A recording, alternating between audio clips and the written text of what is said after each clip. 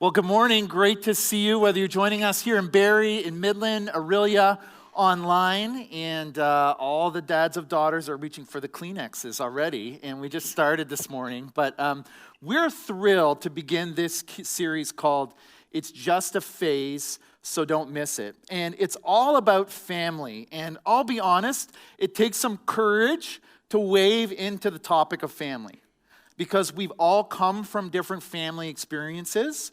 We're all currently having different family experiences. But the truth is that we all have family at some level that we're thriving with or we're surviving with.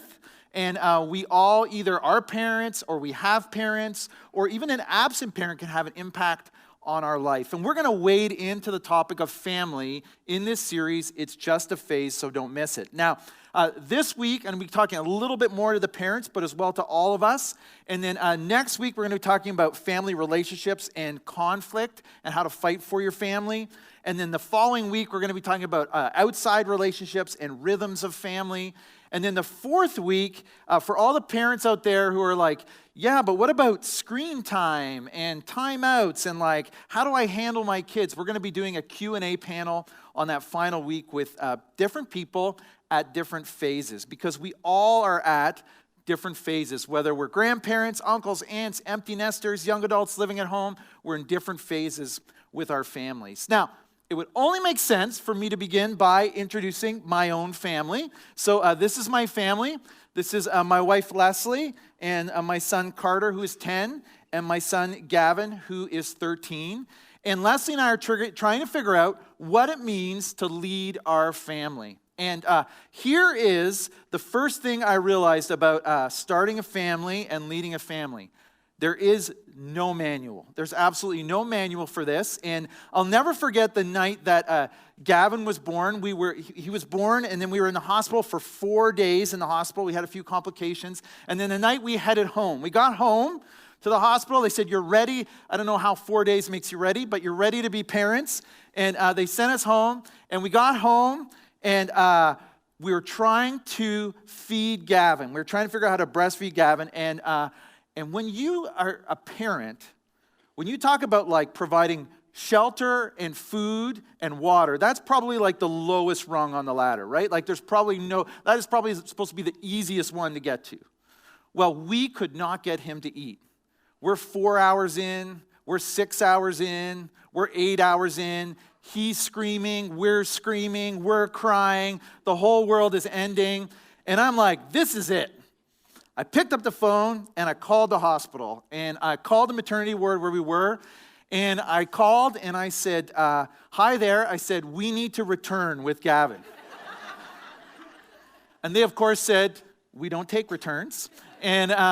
And they said, you're going to need to go to the emergency department. And I said, I'm not doing that. I'm getting in my car right now, and we are going to be at your back door. And so I negotiated with this nurse, and so we actually snuck like into a back room with this nurse who figured out how we could feed Gavin. And I'll never forget driving home that night and thinking to myself, it's my first day, and I already have no idea what I'm doing.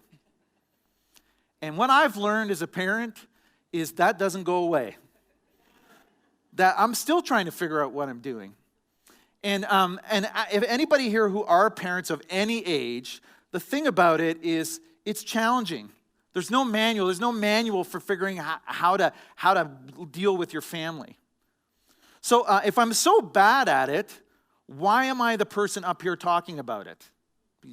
You could be asking that question. I would be. And there are a couple of reasons. One is this. At Connexus, one thing that you might not be aware of is we've spent the last 10 years thinking about what it means to partner with families. In fact, you might not be aware, but when you came in today and you saw Connexus and it's on all those orange colors, that orange is actually really, really important to us because it's symbolic for us. You see, red stands for the heart, the family, the home. And yellow stands for the light of the church. Two incredibly great influences.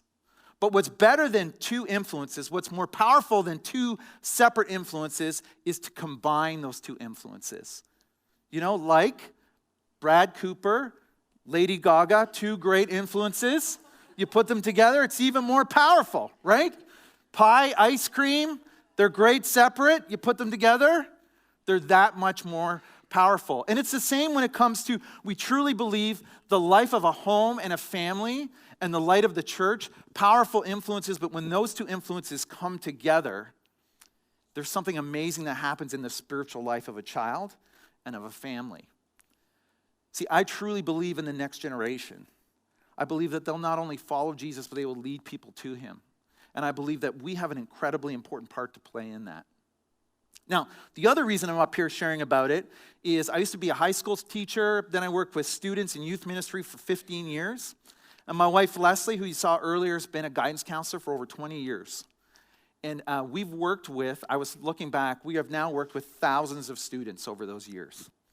And we've seen the result of decisions that parents have made, the result of decisions families have made. We've journeyed with a lot of parents and a lot of families through a lot of heartache and a lot of difficult times. And then we've seen those students grow up. And in fact, we both have colleagues where we work who we were working with when they were 13. And now some of them are getting married and having kids. It's like the circle of life, really. And so we have seen a lot of families. And so we've learned a few things along the way. One of the things I want to share with you is this, that God isn't into perfect pictures. He's about writing better stories. Now, you might see that and say, didn't you just show me a perfect picture of your family like just 5 minutes ago? So that, of course, was a photo shoot that we did with our family. But this is another picture from the photo shoot of a fight that was about to break out between my two kids. They're smiling here. I promise you they weren't smiling later. We're not the perfect family. And the truth is, God, again, isn't into perfect pictures. He's about writing better stories. And if you're here today and you're saying, Jeff, my family is messed up. I've got a grandkids who's way off the rails and I don't know what to do. I've got a marriage that's fallen apart, 2 marriages that have fallen apart. You know, there's so much heartache that we haven't dealt with. There's so much conflict. You know, my family sweeps everything under the rug and then boom, it just explodes.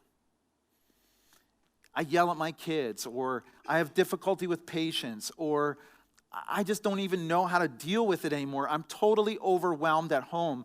Baby's crying all the time, and I just don't know what to do. I'm done. I want you to know something, that there's a God who wants to write a better story in your life.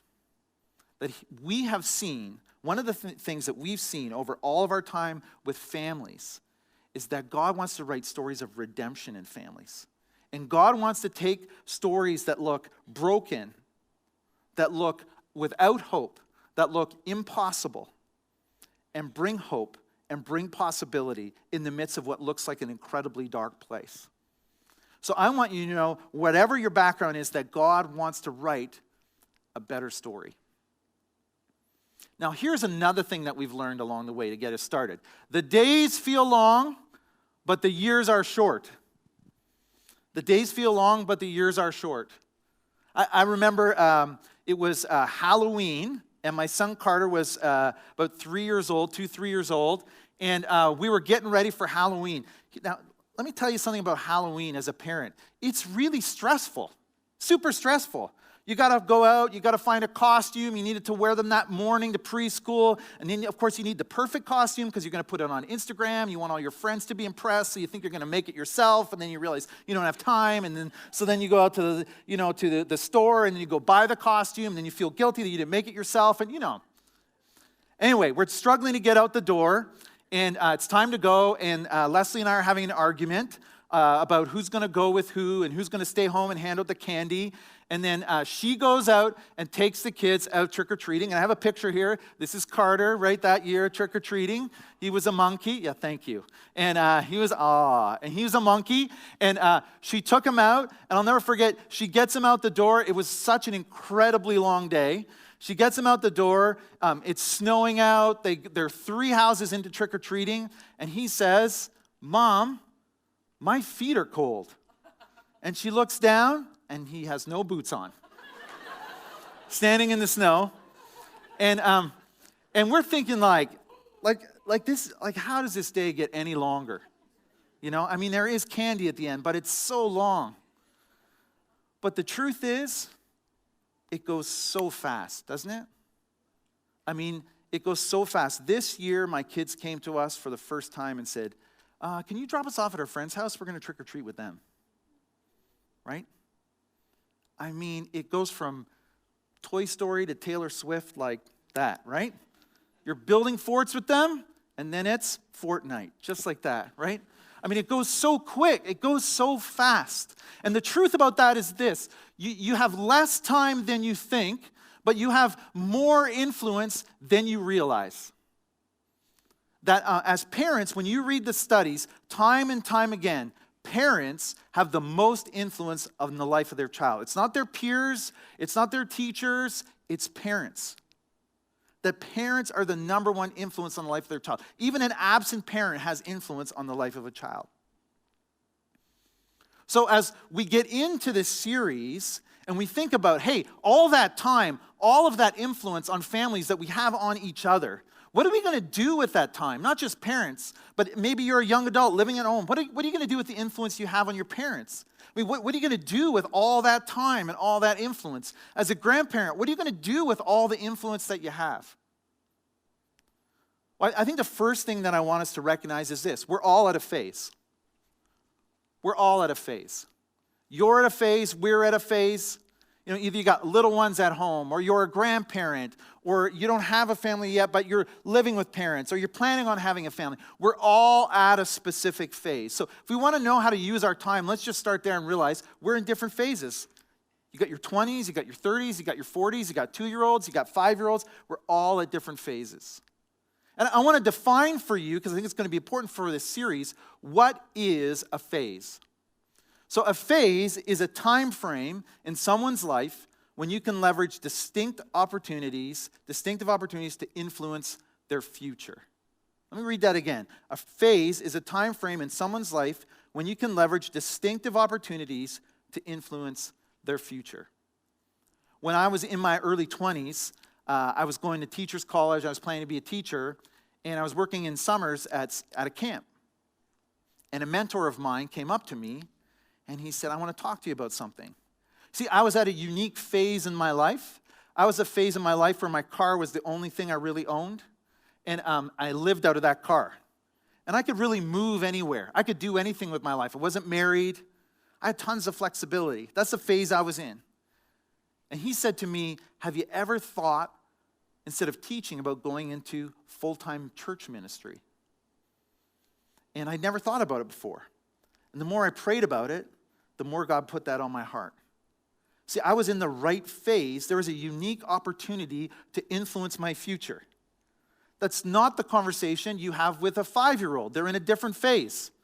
Right? You don't sit down with a 5-year-old and say, "Have you ever thought about a future of full-time ministry?" It doesn't make any sense. A phase is a time frame when you can leverage distinct opportunities to leverage and influence their future.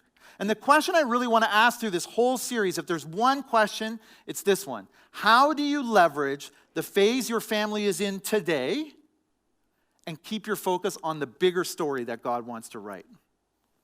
How do you leverage the phase your family is in today and keep your focus on the bigger story God wants to write. And so today I want to break this into two halves, and I want to start with the phase your family is at today.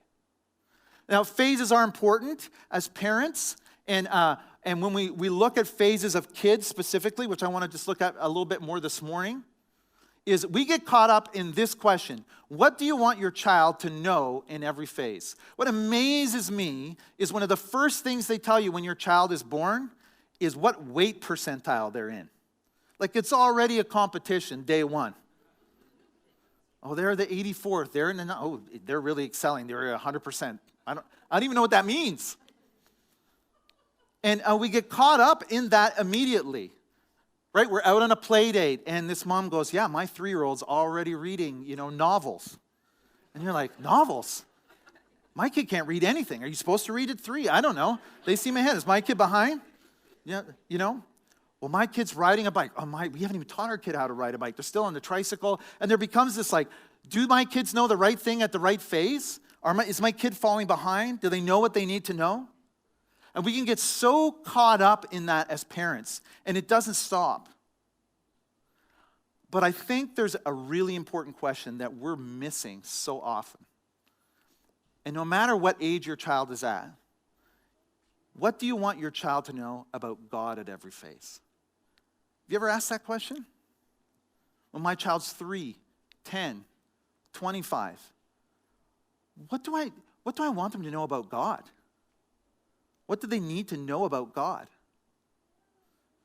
Now, at every phase, a child has a specific need and a spiritual opportunity. And we've been working with this organization called Orange for a number of years, and they have gotten together all kinds of people from academic backgrounds, from ministry backgrounds, teachers. They've read all kinds of resources to look at this exact question when it comes to child development. What does a child need to know about God at every phase?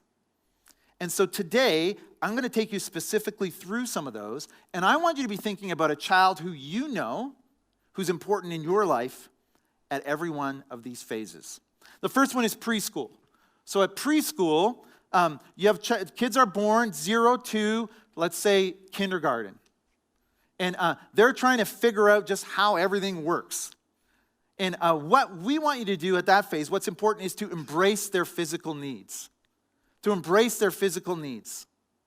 And they're trying to figure out what it means to walk, what it means to talk. You know that there's more development going on in a 2-year-old. The only time they'll have that much development as they do at 2 is at 13. That's how much change is going on in their body. And every kid, as you embrace them, is asking an invisible question. And if you know the answer to that invisible question, you can really help guide them. And at 2 years old, the question they're asking is this one: am I able? At 2 years old, am I able? I want to do the buttons myself. I want to put my shoes on myself. Can I help? I want to help put the dishes in the dishwasher myself. Right? And the parents of 13-year-olds are going, what happened to that? Right? Am I able? And you need to embrace them. And why is that? Because this is the phase where you introduce them to who a loving parent is. Because when you say, God created you, your Father in heaven, that love that you give them is the love that they're going to think He's giving them. And this is a phase where you introduce them to the family of God. And at Connexus, we take that very seriously. When parents drop their kids off at Wombaland, that is the welcome mat to who the family of God is. Welcome to church. We're the family of God. We're going to love you, and we're going to embrace your physical needs. The second one is elementary. That's grade 1 to 5. And I love this phase. Carter's in this phase, my son, and they've got all these interests. They're starting to figure out, am I interested in Star Wars, or am I interested in Lego, or you can tell I have boys maybe, I don't know. But what am I interested in? And you need to engage their interests.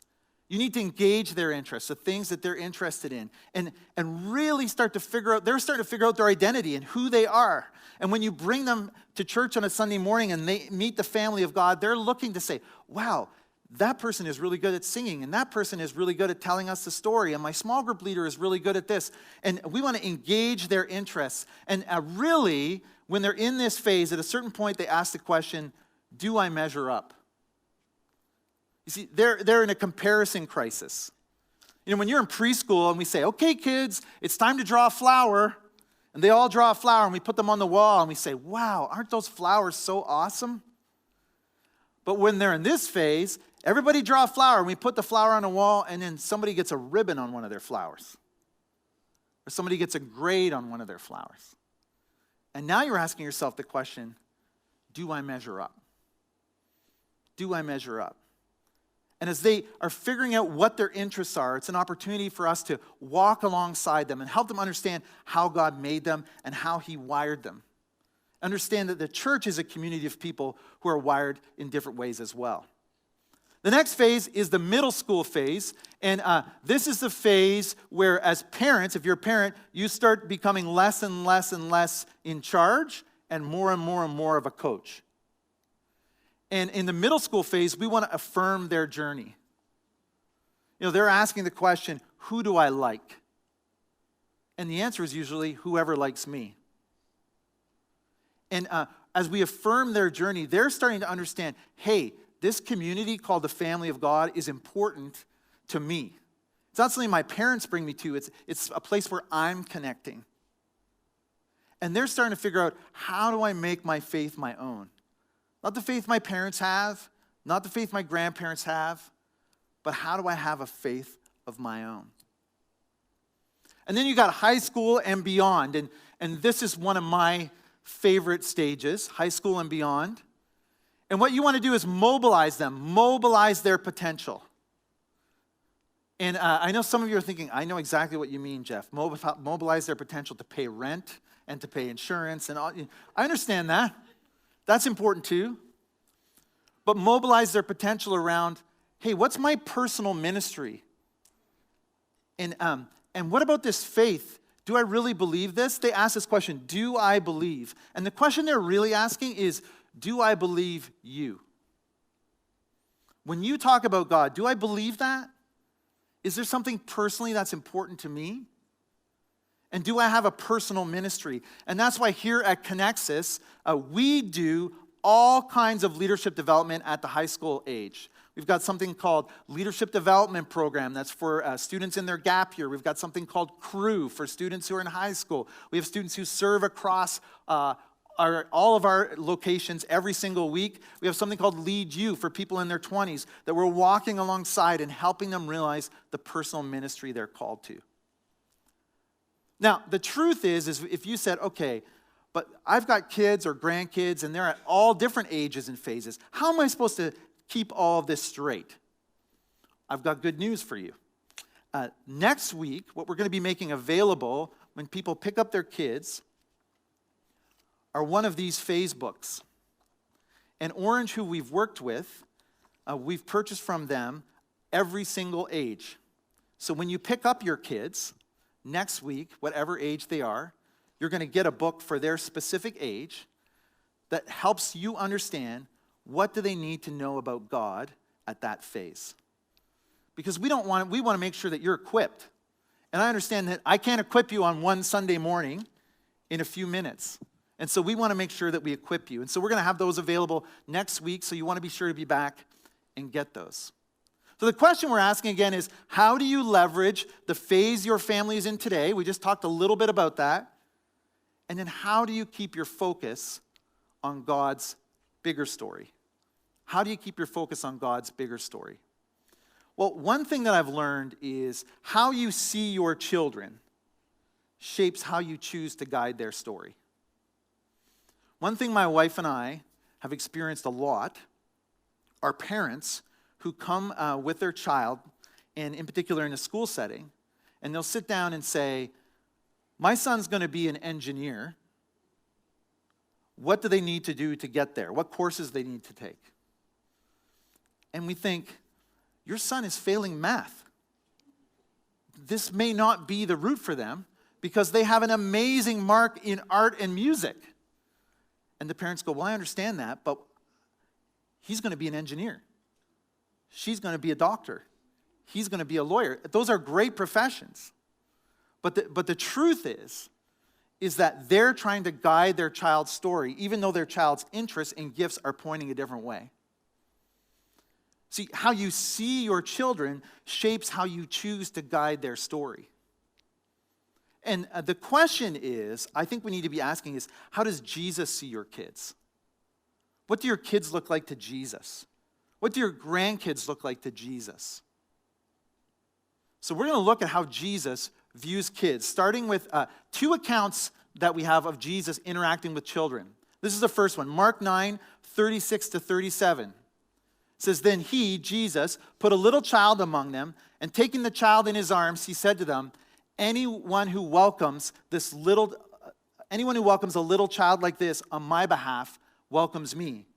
And anyone who welcomes me welcomes not only me, but also my Father who sent me. What Jesus is saying is, when you welcome a child, when you care for a child, when you reach out to a child, you're reaching out to me. You're welcoming me. You're caring for me. That each and every child is made in God's image. That each and every child is made in God's image. And then he goes on to say this in Matthew 19. There's another interaction with kids. And it says this. One day, some parents brought their children to Jesus so he could lay hands on them and bless them and pray for them. But the disciples scolded the parents for bothering Jesus. These kids aren't important. Jesus got more important things to do. But Jesus said, let the children come to me. Don't stop them, for the kingdom of heaven belongs to those who are like these children. That's interesting. Carrie's been talking in a series called All Kingdom. Carrie was talking about the kingdom that God is establishing on earth, that it's a different kind of kingdom. And what Jesus is saying is, children are at the center of that kingdom. Children are a picture of what that kingdom looks like. See, if you want to see your kids, and I want to see my kids, how Jesus sees them, we need to see them as made in the image of God. Made in the image of God. I'll be honest with you as a parent. I probably spend more time pointing out the sin in my kids' life than I do pointing out how they're made in the image of God. I think sometimes we get so focused on the things they're doing wrong that we forget to point out where God is active in them, where God is working in them. That when they do things, whether it comes to they're really good at sports or they're really good at piano or they said something positive to someone or they finally picked up their dish off the dinner table and put it in the dishwasher, we don't say, wow, that's your heart changing. That's the image of God in you. We can get so caught up pointing out the sin in kids' lives. And here's the thing that I'm pretty sure of. Most kids know they're sinners, so you don't really need to tell them. They might not use that word, but I think most of us know that about ourselves. But how many of them know that they're made in the image of God?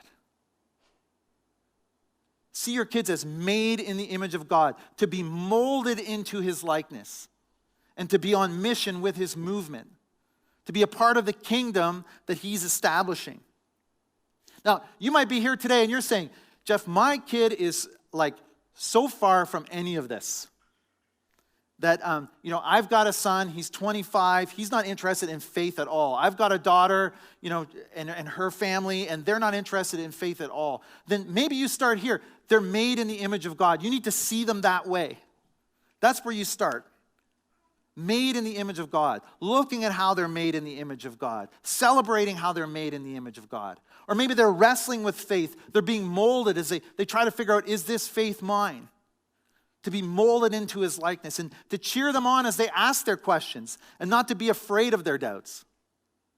You know the secret, I'll tell you a parent secret I learned. When kids say things that freak you out, just freak out on the inside. Don't freak out on the outside, right? And that's what this is. Dad, I'm not sure I believe all that stuff you believe. Okay, let's talk about that. Right? Dad, I think I found this girl. She's the one. Okay, let's talk about it. Right? How do you do this every day? see your kid as made in the image of God, to be molded in his likeness and on mission with his movement. How do you do that? I'm going to give you a family value, one family value that really, to me, sums all this up.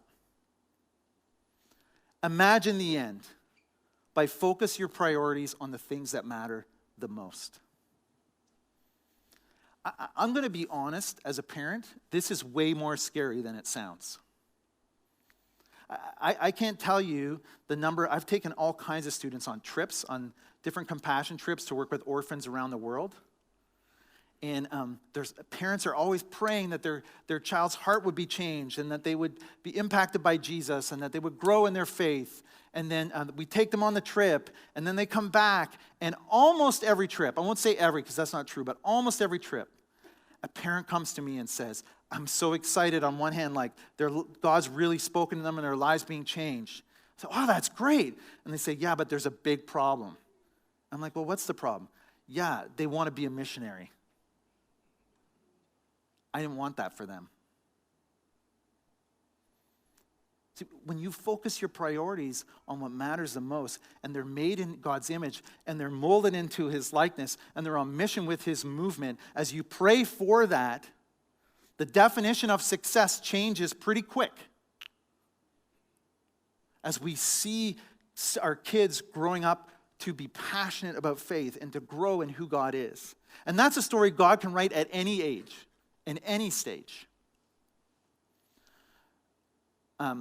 My wife and I have tried to figure this out, and it hasn't been easy. And this kind of statement, when you filter every decision through this statement, it will change how you parent. It changes how you see screen time. It changes how you see the friends that they choose. It changes how you see the relationship with their grandparents. Or as a grandparent, this changes the amount of time that you spend with your grandkids in some cases. Or the amount you reach out to them. Or maybe you end up FaceTiming them more than you've ever FaceTimed them because they live somewhere else and you realize, man, I got to focus my priorities on what matters the most. I want to invest in my child and make sure that they know that they're made in the image of God. I want my grandchild to know that they're on mission with the movement of God.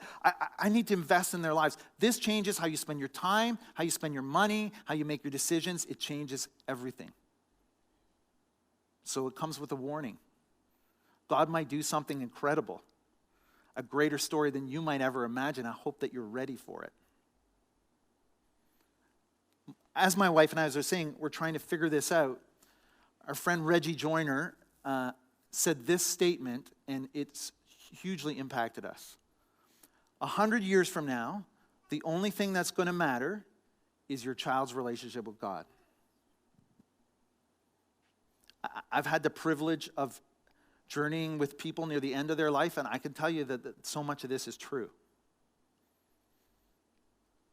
And when you filter things through this, it changes things. My boys love sports. They love it. And that's great. Your kids may love sports. They might love other things. My kids like sports. And so when my kids were young, as they really started to pursue sports, what I realized was eventually sports were going to happen on Sunday morning. And for us, being on mission with God's movement is a priority on Sunday morning. We want to see people come to know Jesus. We want our kids to know Jesus. We want to be a part of the mission that God's called us to as a church here at Connexus. So my wife and I asked ourselves, looked at this statement. 100 years from now, the only thing that's going to matter is your child's relationship with God. So when they were young, we pre-decided that if sports collided with Sunday morning, we were going to choose church. And that was fine for a number of years because it never collided with Sunday morning. So it was easy. But the kids knew that was a possibility. And my son Gavin is passionate about soccer. He trains multiple days a week. And when he was 10 years old, all of the games got scheduled for Sunday morning. And we sat down with him and he said, I know how this works. He's like, I know we're excited about what God is doing. And I know that as a family, church and our relationship with God is the highest priority. And I watched my son for 4 months train 4 times a week and never play a game. And I'm going to tell you, it wasn't easy. And as we journeyed through all of that, if I'm real honest with you, I said to my wife on multiple occasions, what if he falls behind? What if he doesn't learn the things he's supposed to learn and all the other players get ahead and then he doesn't make the team? What if he doesn't know the things that he should know at this phase? And the true question that I realized I should have been asking is, what does my son need to know about God at this phase? And the priority that he is in our lives. We don't just say it, that we live it. Afterwards, we were kind of near the end of it, of that season, and my son came to me and we're talking about it, and we're talking about how hard it was, but how important it was. And he said to me, Dad, if Sunday morning and being a part of the movement of God, being a part of church together is so important, how come when we're on vacation we don't go? And he was right. He was right. So now when we're on vacation, we make church a priority. And we've been to some weird churches, I'll be honest.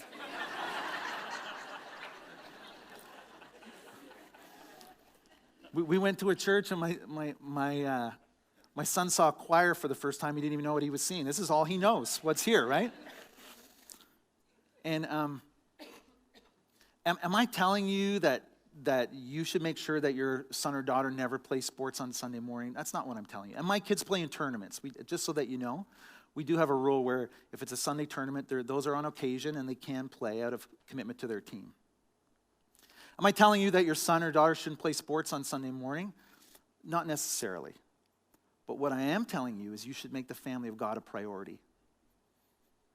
That if you want your son or daughter to know that they're made in the image of God, being molded in his likeness and on mission with his movement, that's a priority. I'm not saying it's a guarantee of anything, but it's important. See, when you look at the end game, at the bigger story, that 100 years from now, what's going to matter, I'm telling you, don't miss the phase that you're in today. Don't wish it away. Don't just try to get through it, but leverages it for what matters most. Leverage it for what matters most. So I'm going to give you 2 questions today. 2 questions. 2 things that I want you to pray. The first one is, God, do my priorities line up with the story you want to write in my family? As a grandparent, do my priorities line up with the story that you want to write in the lives of my grandkids? As a young adult, do my priorities line up with the story that you want to write in the lives of my parents, in the lives of my siblings, the lives of my nieces and my nephews? Do my priorities line up with the greater story that you're trying to write? And I believe that God's going to speak to you. And I think the second question I want you to pray is, God, what does my family need to know about you at this phase? What does your family need to know about God at this phase? Because we're going to give some tools to some parents, but the truth is I believe that there's a God who speaks today. And he's going to speak to you. And if you pray, God, tell me what you want to say to my family right now in this phase today, he's going to speak to you. And as you pray about that, leverage that phase for the bigger story. Don't miss the phase and just wish it away. But leverage the phase that your family is in for the things that matter the most. Will you join me as I pray? God, we thank you for the gift of family, that you created family, that family was your idea. And God, we confess to you that our families are far from perfect. And we're all from different family situations. And God, I want to confess that there are times I get my priorities way out of whack. And I lose sight of the fact of the things that matter most.